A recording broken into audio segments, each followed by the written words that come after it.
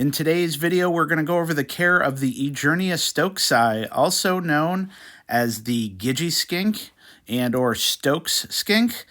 This is a skink that is endemic to the southern central parts of Australia, as seen here on the map.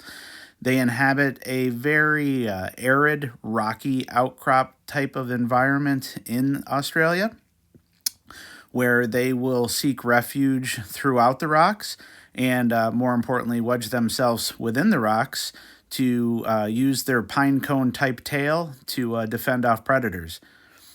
In the captive environment, we utilize a 40-gallon breeder size Exoterra, as you can see here, retrofitted with plenty of rocks and wood for them to climb on and hide, and thermoregulate with a wide variety of basking areas, as well as little nooks and crannies for them to hide under and utilize for basking, both for the UV and as well as the hot spots. Here's our little guy hiding right there.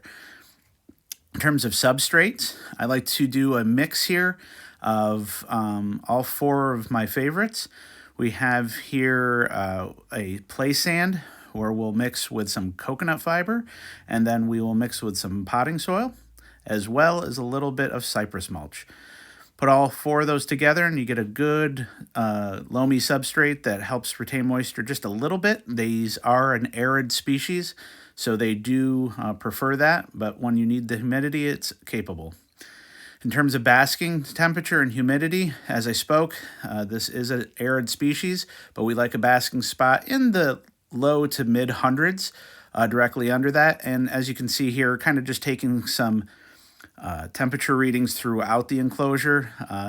At the top, it can be in the hundreds as we spoke, but as we go down, it can get down into the high 80s in certain areas and give them plenty of opportunity to pick what works best for them. Want to be able to provide them with the opportunity to thermoregulate. As you can see under that hide on the cool side, you're in the high 70s, close to 80, so perfect temperature there.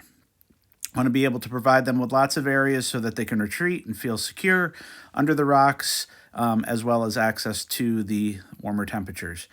As you can see, some of these logs we can pull up here, just like in the wild. This is where you'd probably find them, hiding under some debris.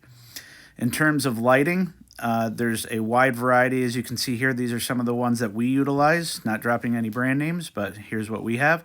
You can use your standard halogen. You can use the compact fluorescents. You can also use the mercury vapor lamps. The important thing is these are Australian reptiles, so they do need access to high levels of UVB, as well as a very hot basking site. You can see one of our girls here coming up onto the basking rock right under one of our halogens. She'll go up there and sit and bask, get up to temperature, and then you'll see her walk over to the other side of the cage where one of the UVB lights is, and sit and absorb some sun rays. So it's important to provide that full spectrum lighting. You can use the ZoomEd 10.0, or as you saw, the Exoterra super high UV lights. Same with the mercury vapor. Now, the most important part, as with many reptiles, is diet. As you can see here, a wide variety of foods. These guys will eat just about everything, and that is the importance. The most important thing is variety. As you can see here, we have some fruits, some greens. We have the prepared foods made for both bearded dragons as well as blue-tongued skinks, a high-quality calcium and vitamin supplement.